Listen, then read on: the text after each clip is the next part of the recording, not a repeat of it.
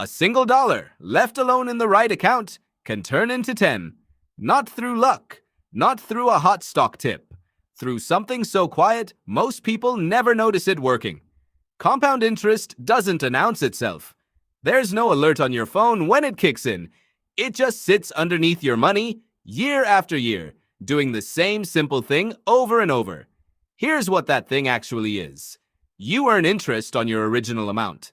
Then, the next period, you earn interest on that interest too. Small at first, almost invisible, but the shape of that growth is not a straight line. It curves upward, faster and faster the longer you leave it alone. Albert Einstein is often credited with calling compound interest one of the most powerful forces in the universe. Whether or not he actually said that exact line, the math behind it is real and well documented by economists for over a century. Let's make this concrete with an illustrative example.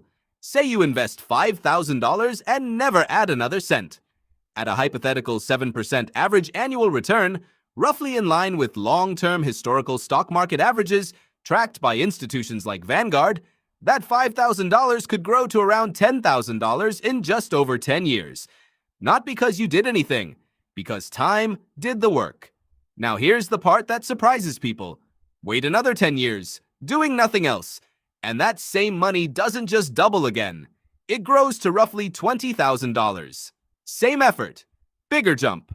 That's the curve accelerating. Why does this catch so many people off guard? Because our brains aren't wired for exponential growth. We think in straight lines. We picture steady, even steps forward. But compound interest doesn't move in steps. It moves in a curve that looks almost flat at the start, and then, later, looks almost vertical. This is exactly why financial researchers, including those cited by the Federal Reserve in studies on retirement savings, consistently point to one variable that matters more than almost any other: time in the market. Not perfect timing, not picking the exact right stock, just time. Consider two hypothetical savers. One starts investing $200 a month at age 25. The other starts the exact same $200 a month at age 35, but keeps contributing for longer to catch up.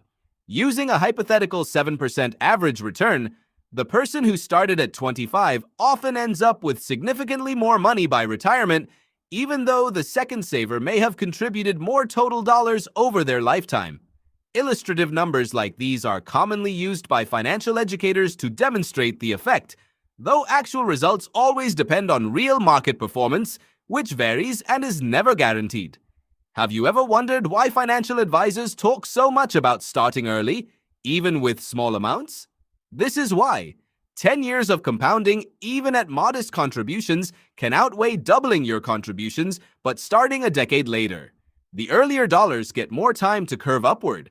This works in reverse too, and it's worth understanding both sides.